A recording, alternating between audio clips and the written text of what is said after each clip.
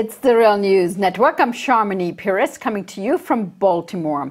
Last week, Asian stock markets declined in anticipation of the steel tariffs imposed by Donald Trump. Here is Gao Feng, spokesperson for China's Ministry of Commerce, speaking on Thursday on the ramification of Trump's new trade policies. 美方的行径开启了非常恶劣的先例。 The U.S. approach on trade sets a very bad precedent. Imposing tariffs on Chinese products is a blatant violation of World Trade Organization rules. It shows the multilateral trading system is completely ignored and shows contempt and infringement of multilateral rules and could trigger a domino effect of trade protectionism, which will cast a shadow again over the recovered global economy.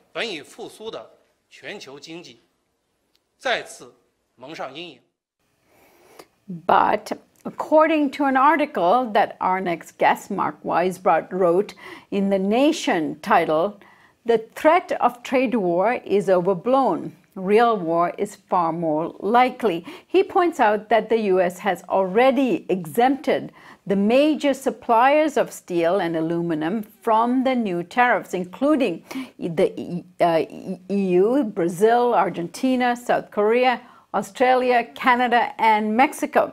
So we are going to ask Mark to explain himself. Mark Weisbrot is co-director of the Center for Economic Policy and Research in Washington, D.C. He received his PhD in economics from the University of Michigan.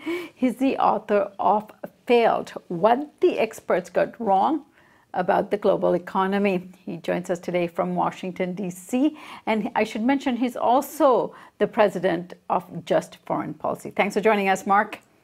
Thanks for having me, Sharmini.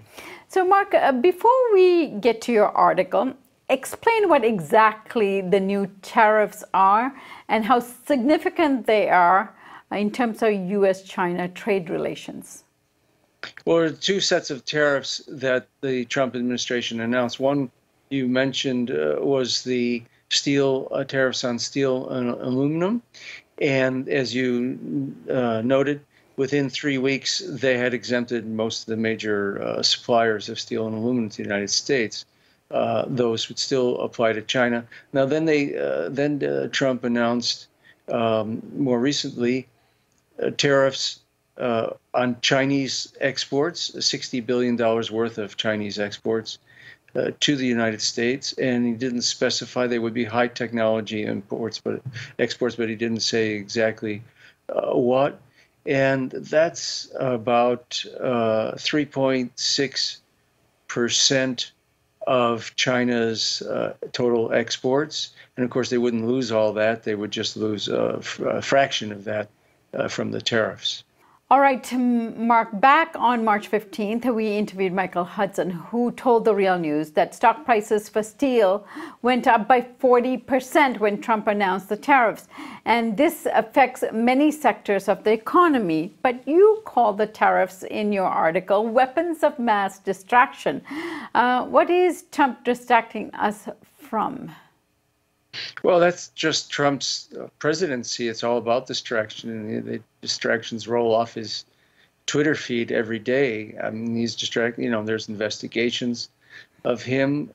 He hasn't delivered on his program. He promised jobs. He promised, infrastructure, good-paying jobs. His whole infrastructure program, for example, the federal spending is $200 billion over 10 years. That's 0.08 of 1% of U.S. GDP over those next 10 years. So that's really not going to do anything at all. So he hasn't really delivered on his promises, and he doesn't have, anything to show. So this is why, I'm just guessing, but I think this is why you see distractions almost every day. Mark, if this is a distraction and there is exemptions issued to all these countries except China, what do you make of what the Chinese spokesperson for the Ministry of Trade said? Yes, well, it wasn't just the Chinese trade ministry that said that. I mean, you see this all over the media, this great threat of trade wars and the whole global trading order breaking down because of this. But I really don't see this happening. For example, China itself, despite what you heard from the Trade Ministry just now, they imposed their retaliation for the steel and aluminum tariffs was just tariffs on $3 billion worth of U.S. goods. And that's, 13/100ths of 1% of U.S. exports. That nobody's going to feel that here.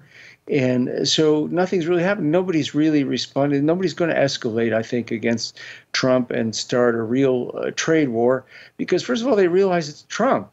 And, he changes he changes his mind every day. He changes his policy every day. He already took back most of the steel and aluminum tariffs within the first 3 weeks. And he doesn't represent the major decision makers in this country on issues of trade at all. And so they can wait him out. There would be no sense in them causing some kind of real damage to their own economies by escalating this. And so I think that those are some of the reasons why you're not going to see any kind of damaging trade war that so many pundits and economists and politicians and people who just want to support the status quo are saying. China isn't the only country that's concerned about these tariffs. The EU, for example, is threatening to raise tariffs on U.S. products as well. What do you think of all of this in terms of the relations between international communities that are often allied, but now getting into this contestation, or as many people call it, a trade war? Well, again, I don't see anything from the EU either. There hasn't been any retaliation yet.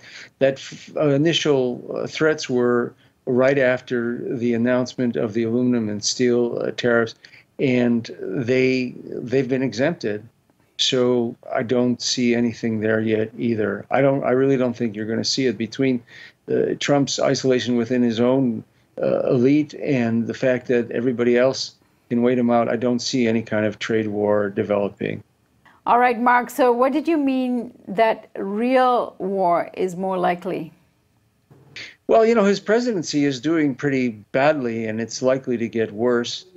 And so in terms of distractions, of course, war is the ultimate distraction. And it's the only thing, unlike the trade wars where he runs into all kinds of opposition from powerful people and from the media. If you look at when he bombed Syria, that was practically the only thing he did in his presidency where he got that much glory and love from the media and even from opposition politicians. So it's going to be very tempting for him to do that. And of course, he's appointed this really extremist, or he's trying to, war cabinet, including Bolton and Pompeo. And so it's a very dangerous time. And I think that's really the much bigger risk. The trade war is really nothing compared to that. All right, Mark, as usual, I thank you so much for joining us today and look forward to your report next week. Thank you, Sharmini. And thank you for joining us here on the Real News Network.